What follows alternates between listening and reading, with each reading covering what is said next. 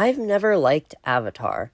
I don't hate the movie, and admittedly I have only seen it once, and it's been a year since I watched it, but I just didn't really like it that much.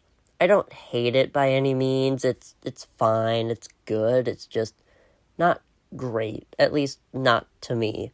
However, in saying that, I've been excited for the sequel for, like, the whole year. And I'm happy to say that, despite some flaws, it met and, in some ways, exceeded my expectations. While it does falter here and there, when it flies, it soars, and I mean that both figuratively and literally. But this isn't about my opinion. If you wanted to know my opinion, you could read my Letterboxd review, link in the description. This is about you, and why you should watch Avatar: The Way of Water.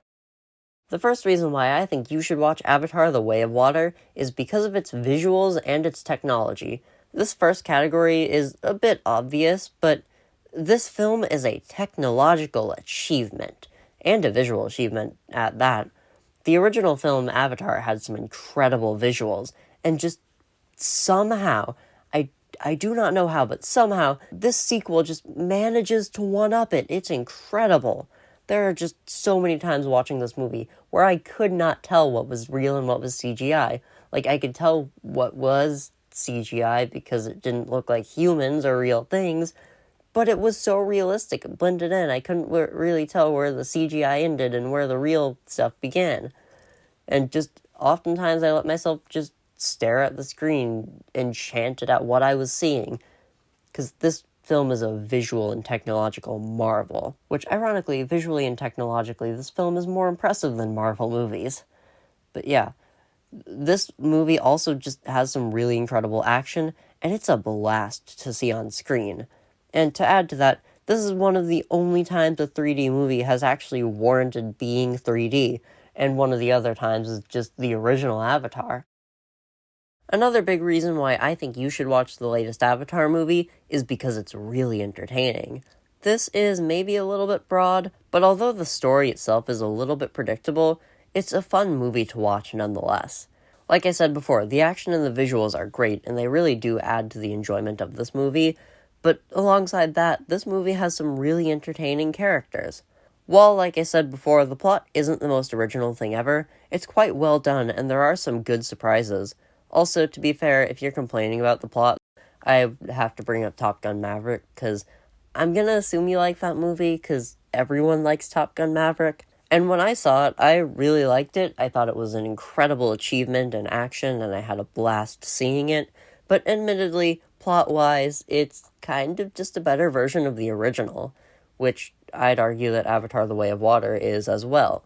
Like, with Top Gun and with Avatar, you're not really seeing them for the plots, though I would argue that Avatar 2 has a fairly good plot, even if it is kind of standard or kind of a rehash of the original. I think enough elements are changed so that it feels new and unique.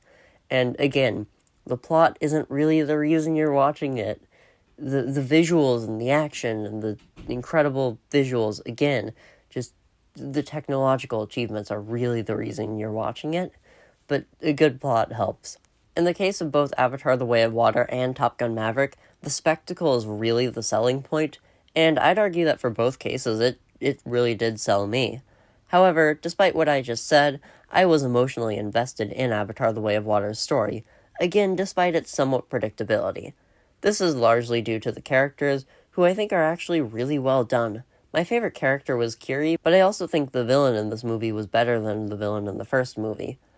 Another case-to-case thing is just how long this movie feels, because when I sat down to watch it, I was dreading the 3-hour runtime, and though it didn't feel short, it also didn't feel like 3 hours, and even though it still felt fairly long, I was entertained the whole way through, and I wanted to see what happened next.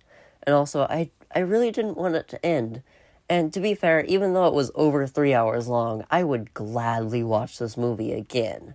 In 3D, in theaters. Not sure I'd watch it on Disney+. I don't think that's, like, prime viewing for it, but I'd gladly see it again in theaters. Regardless of whether or not this movie is something you'll want to watch again, I think it's an enjoyable experience worth its runtime with a plot that, though maybe a bit predictable, is still pretty good. The final big reason why I think you should watch Avatar: The Way of Water is just the sheer dedication that went into making this movie. This movie took 13 years to make, and many aspects of this film are an incredible feat of achievement, but I think the biggest reason why you should watch this movie is because of James Cameron. This movie took James Cameron, as I stated before, 13 years to make, and it was entirely a passion project. Many of the movies that come out today are bland and feel devoid of personality, and while you can say a lot of bad things about Avatar, and I certainly think the sequel isn't perfect, but you can't say that either of these films are devoid of personality. These films wear their heart on their sleeves, where other movies this year would often just go to just self-deprecation and just make fun of themselves because can't make fun of a movie if the movie itself is in on the joke.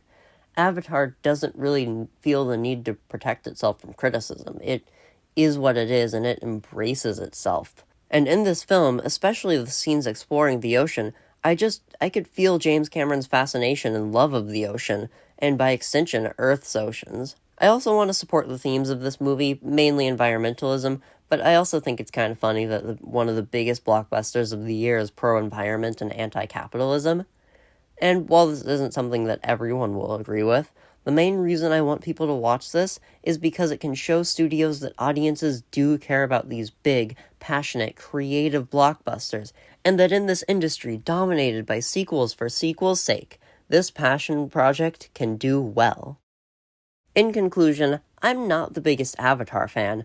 I'm really not a big fan of the original, though I do think it's good. It's just not great. It never really worked for me.